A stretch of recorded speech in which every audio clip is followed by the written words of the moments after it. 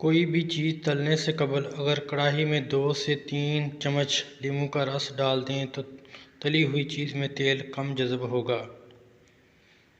Kitchen میں کام کے دوران اگر ہاتھ جل جائے تو متاثرہ حصے پر پانی بہانے کے بجائے دہی لگائیں، فوراً آرام ملے گا۔ فرش پر اگر پیلے بدنما داغ پڑ جائیں تو پانی میں سرکہ اور سرف ملا کر دھوئیں، فرش جگمگا اٹھے گا۔ سوئچ بورڈ چمکانے کے لیے کسی نرم کپڑے پر نیل پالش ریموور لگا کر بورڈ صاف کریں۔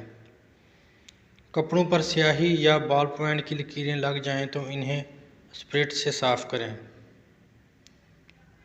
اگر سبزیاں ابالنے والے پانی میں لیموں کے چھلکے ڈالے جائیں تو سبزیوں کی رنگت خوشنما رہتی ہے۔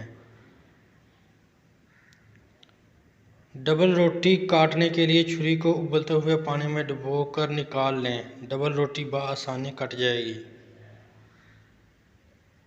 ہاتھ سے لہسن کی بدبو ختم کرنے کے لیے ہاتھوں کو سٹیل کے چمچ سے رگڑ کر سادہ پانی سے دھو لیں۔